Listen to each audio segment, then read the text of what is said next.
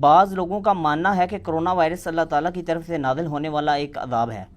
جو چائنیز پر اس لیے آیا کیونکہ وہ چائنا میں مسلمانوں پر ظلم و ستم ڈھا رہے ہیں۔ اس حوالے سے آپ کا کیا موقف ہے؟ دیکھیں جی، اس طرح کی سویپنگ سٹیٹمنٹ دینا یہ بڑی جرت کا کام ہے۔ اس کی وجہ یہ ہے کہ جب نبی دنیا میں موجود ہوں تب آپ اللہ تعالیٰ کی منشا کو بیان کر سکتے ہیں وحی کی تائید کے ساتھ۔ جب نبی دنیا سے تشریف لے جائیں اس کے بعد کوئی شخص وثوق کے ساتھ اس طرح کی سویپنگ سٹیٹمنٹ نہیں دے سکتا۔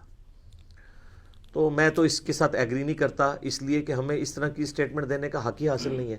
جب تک کہ ہمارے پاس کوئی وحی کی تائید نہ ہو۔ اور اس کو سپورٹیو وہ حدیث بھی ہے صحیح بخاری میں کتاب الشہادات چیپٹر کے اندر سیدنا عمر فاروق رضی اللہ تعالیٰ عنہ علیہ السلام کا قول ہے۔ انہوں نے فرمایا کہ جب تک رسول اللہ میں موجود تھے صلی اللہ علیہ وآلہ وسلم، ہم سے کوئی شخص غلط بیانی کرتا تھا تو اللہ تعالیٰ وحی کے ذریعے اپنے نبی صلی اللہ علیہ وآلہ وسلم کو صحیح صورتحال سے متعلق آگاہ کر دیتا تھا، تو پھر ہم لوگوں کے باطن کے اوپر بھی فیصلہ کر لیتے تھے کہ ظاہری طور پہ یہ ہے لیکن اصل مسئلہ بیچ میں یہ ہے۔ لیکن جب سے رسول اللہ صلی اللہ علیہ وآلہ وسلم دنیا سے چلے گئے ہیں، اب ہم لوگوں کے ظاہر کے اوپر فتویٰ لگائیں گے جو حالات و واقعات ہمیں نظر آ رہے ہوں گے، باطن کا معاملہ اللہ کے سپرد کر دیں گے، ہمیں پتہ نہیں ہے۔ تو یہ جہاں تک فتنہ اس سے تو کوئی نہیں بچا، نہ کوئی اللہ کا ماننے والا بچا ہے اور نہ کوئی اللہ کا ڈینائی کرنے والا بچا ہے، اور اللہ کے ماننے والوں میں بھی نہ کوئی یہودی بچا ہے، نہ کوئی نصرانی بچا ہے، نہ کوئی مسلم بچا ہے، اور مسلمز کے اندر بھی آ جائے نہ کوئی سنی بچا ہے، نہ کوئی شیعہ بچا ہے، نہ کوئی بریلوی دیوبندی اہل حدیث حنفی شافعی مالکی حنبلی، سب میں ہی کوئی نہ کوئی ایسا موجود ہے جس کو یہ کرونا وائرس کی تکلیف سے گزرنا پڑ رہا ہے۔ لہٰذا اس طرح کی سویپنگ سٹیٹمنٹ نہیں دینی چاہیے۔ باقی یہ حقیقت ہے کہ میں نے باوثوق ذرائع سے اس کی تصدیق کی ہے کہ چائنا کے اندر مسلمانوں پہ ظلم ہو رہا ہے، اور آپ کو یاد ہوگا جب UNO میں تقریر کی تھی پرائم منسٹر نے، اور وہ ماشاءاللہ ہماری ویڈیو آلموسٹ 6 لاکھ سے زیادہ لوگوں نے یوٹیوب پہ دیکھی ہے، اس میں بھی میں نے پرائم منسٹر سے یہ گلہ کیا تھا کہ آپ نے جہاں پر کشمیر کے مسلمانوں کا ذکر کیا، فلسطین کے مسلمانوں کا ذکر کیا، وہاں پر چائنا کے مظلوم مسلمانوں کا ذکر کرنا بھی بنتا تھا۔ تو میں نے تو اس وقت بھی یہ آواز بلند کی تھی، ظلم ہو رہے ہیں یقیناً۔ بہرحال یہ جو کوئی بھی اس طرح کی آزمائش آتی ہے یہ اللہ تعالیٰ کی طرف سے اس کی ایک ڈیوائن ریزن اس اعتبار سے تو ہے کہ اللہ تعالیٰ کا اپنا علم ہے، اس کا اپنا ایک فیصلہ ہے کہ کس جگہ پہ کون سی وبا بھیجنی ہے اور کس وقت میں بھیجنی ہے۔ یہ ایک مسلمانوں کا عقیدہ ہونا چاہیے، اس کو اور کسی چیز کے ساتھ ریلیٹ کرنے کی کوشش نہ کریں۔ البتہ یہ بات ضرور ہے کہ سنن ابن ماجہ میں صحیح سند کے ساتھ ایک حدیث ہے کہ نبی صلی اللہ علیہ وآلہ وسلم نے فرمایا کہ میری امت میں جب اعلانیہ فحاشی یعنی بے حیائی اعلانیہ ہونا شروع ہو جائے گی تو اللہ تعالیٰ کی طرف سے طاعون اور کئی ایک ایسے امراض جو ہے نازل ہوں گے جو نہ تم نے دیکھے نہ سنے ہوں گے۔ تو اس میں صرف یہ مرض نہیں، اور بھی کئی ایک امراض ہیں جو پہلے ایگزسٹ نہیں کرتے تھے، مثلا اب ایڈز کا مرض تو پہلے نہیں ہوتا تھا۔ تو اس طرح کی چیزیں سامنے آ رہی ہیں، لیکن ایک بنیادی عقیدہ سمجھ لیں کہ اللہ تعالیٰ نے اپنی کتاب کے اندر جو اس طرح کے ڈیوائن ڈیسیژنز ہیں ان کے بارے میں کیٹاگوریکل مینشن کر دیا ہے۔ سورۃ الحدید کی آیت نمبر 22 اور 23 ہے، پارہ نمبر 27 کے اندر جو مسلمانوں کو ایک عقیدہ بتا دیا گیا ہے کہ چاہے کسی انڈیویجول کو کوئی تکلیف پہنچے یا اوورآل کمیونٹی کو یا ورلڈ لیول کے اوپر، خواہ وہ کوئی زلزلہ ہو، کوئی ایپیڈیمک ڈیزیز ہو، متعدی مرض ہو، وائرل ڈیزیز ہو، یا وہ کوئی سیلاب ہو یا طوفان ہو، ٹورنیڈوز ہوں، یہ ساری آفات، اس کے بارے میں اعوذ باللہ من الشیطان الرجیم، بسم اللہ الرحمن الرحیم، سورۃ الحدید آیت نمبر 22 اور 23۔ ما اصاب من مصیبت فی الارض، کوئی بھی مصیبت نازل نہیں ہوتی زمین میں، ولا فی انفسکم، اور نہ تمہاری جانوں میں، الا مگر یہ کہ فی کتاب من قبل ان نبرأہا، ہم نے وہ لوح محفوظ میں اپنے پاس پہلے ہی لکھی ہوئی ہے، اس سے پہلے کہ ہم اسے پیدا کریں۔ کوئی بھی تکلیف چاہے وہ پوری انسانیت کے اوپر ہو یا کسی ایک انڈیویجول کے اوپر۔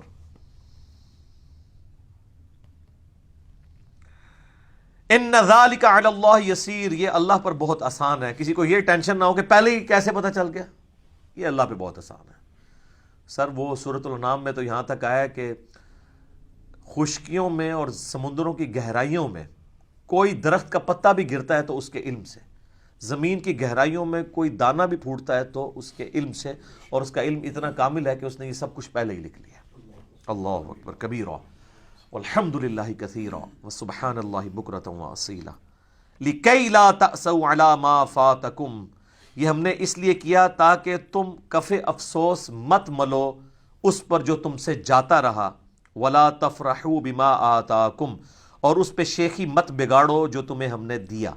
یعنی نہ ملنے کے اوپر شیخی بگاڑو اور نہ چھن جانے کے اوپر افسوس کرو۔ واللہ لا یحب کل مختال فخور، اللہ تعالیٰ پسند نہیں کرتا ان تمام لوگوں کو جو شیخی بگاڑنے والے ہیں، اکڑنے والے ہیں، اللہ تعالیٰ کو وہ پسند نہیں ہے۔ تو یہ کلیئر کٹ یہاں پہ آ گیا۔ بہرحال اس کا ایک اور پہلو بھی ہے جو سورۃ البقرہ میں آیا کہ جب بنی اسرائیل نے اپنے پیغمبروں کی تعلیمات سے روگردانی کی تو اللہ تعالیٰ نے ان پر آسمان سے ایک عذاب نازل کیا۔ سورۃ البقرہ کی آیت نمبر 59 ہے، بڑی مشہور ہے، پہلے پارے کے اندر ہی، اعوذ باللہ من الشیطان الرجیم، بسم اللہ الرحمن الرحیم۔ فَأَنزَلْنَا عَلَى الَّذِينَ ظَلَمُوا رِجْزًا مِّنَ السَّمَاءِ، پس ہم نے نازل کیا ان ظالموں پر جنہوں نے انبیاء کی تعلیمات سے روگردانی کی، رِجْزًا مِّنَ السَّمَاءِ، آسمان سے ایک عذاب، بِمَا كَانُوا يَفْسُقُونَ، بسبب اس کے کہ وہ فسق کیا کرتے تھے، اللہ کی نافرمانیاں کیا کرتے تھے۔ تورات میں اس کی ڈیٹیل ملتی ہے کہ یہ جو آسمان سے عذاب نازل ہوا یہ پلیگ کا مرض تھا، طاعون کا، جس میں لاکھوں لوگ جو ہیں لقمہ اجل بنے۔ ایون آپ گوگل میں جا کے لکھیں تو آپ کو یہ پتہ چلے گا کہ 13ویں اور 14ویں صدی عیسوی کے اندر، یعنی آلموسٹ 8 سے 700 سال پہلے، 200 ملین لوگ، یعنی 20 کروڑ لوگ پوری دنیا کے اندر مر گئے تھے طاعون کے مرض سے، اور دنیا کی آبادی 30 سے 40% کم ہو گئی تھی، اور آندہ 200 سے 300 سال لگے تھے وہ آبادی پوری ہونے میں۔ سر اس طرح دنیا مرتی تھی۔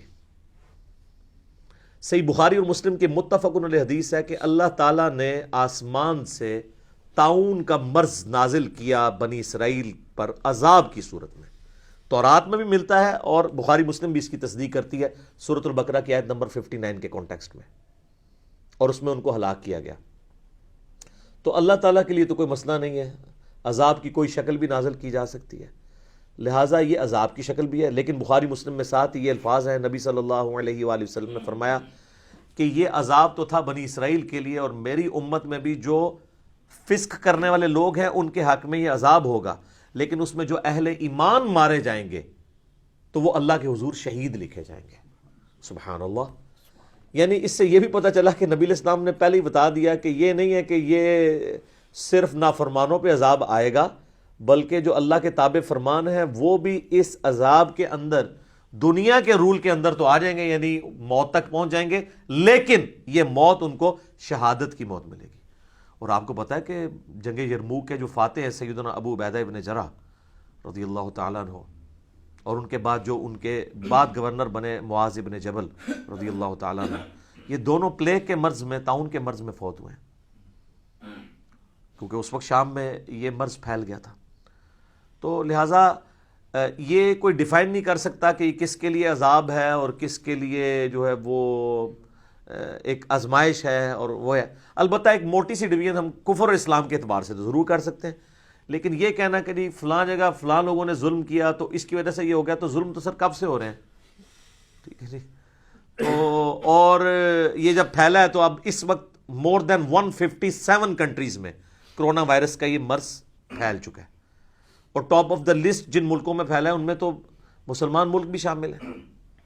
ٹھیک ہے، ایران شامل ہے، سعودیہ والوں نے کتنی ریسٹرکشن کی ہیں، پاکستان والوں کے تو ہمیں فگرز کا اعتبار نہیں ہے کیونکہ یہاں تو ایک عادت ہے فگر چھپانے کی، اور اب دیکھیں اچانک نکلنا شروع ہو گئے ہیں کس طرح، تو ابھی پتہ نہیں، ہمیں تو کوئی اعتبار نہیں، واللہ عالم۔ تو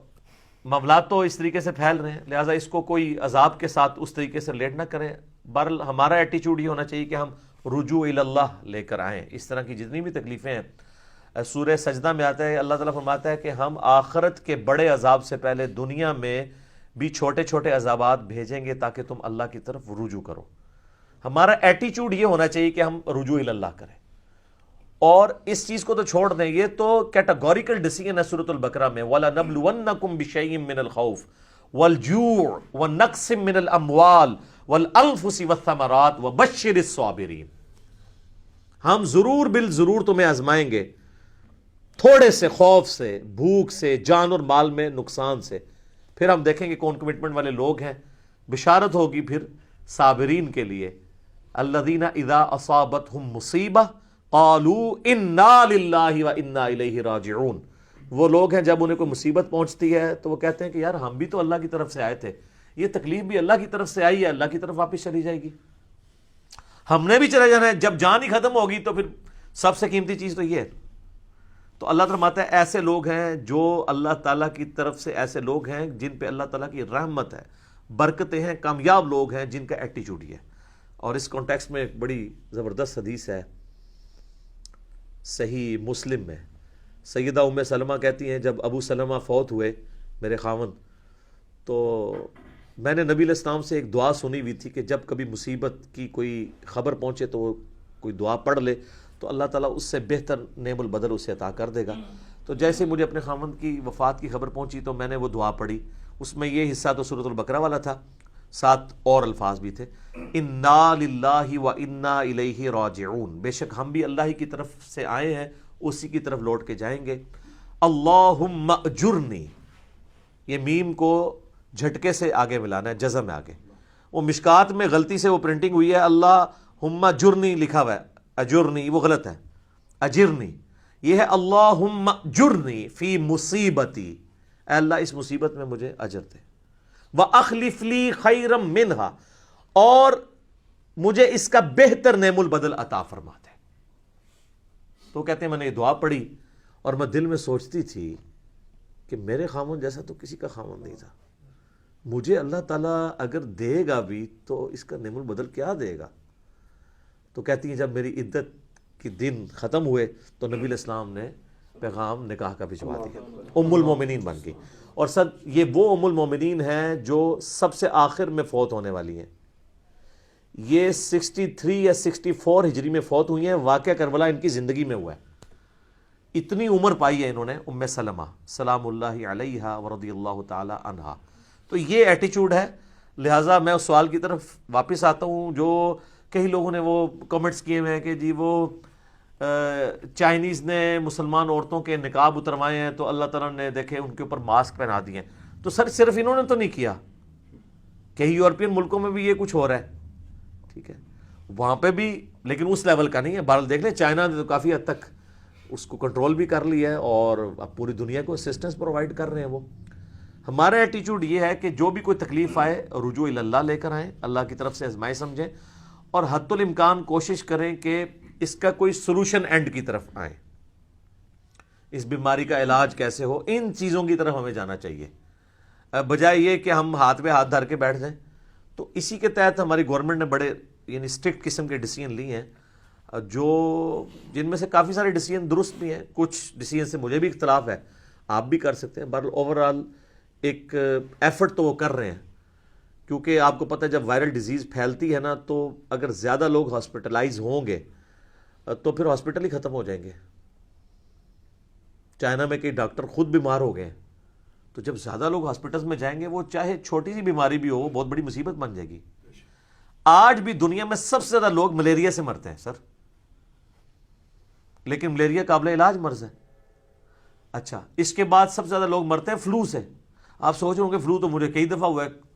ہمارے خاندان میں مجھے کوئی نہیں مرتا، سر ادھر نہیں نا لوگ مرتے، آپ اگر افریقن ممالک میں چلے جائیں جہاں پہ علاج کی سہولتیں نہیں ہیں، وہاں بھی آج بھی سب سے زیادہ کلنگز جو ہیں وہ مچھر کے کاٹنے سے، ملیریا اور پھر یہ بگڑ کے ٹائیفائڈ اور لوگوں کی ڈیتھس ہو جاتی ہیں۔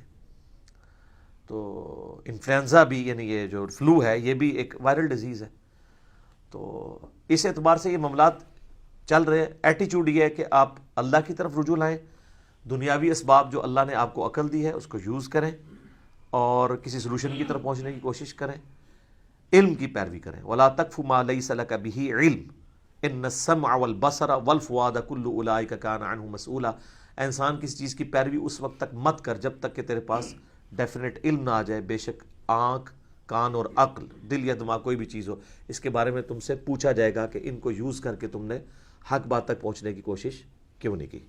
ٹھیک ہوگا جی؟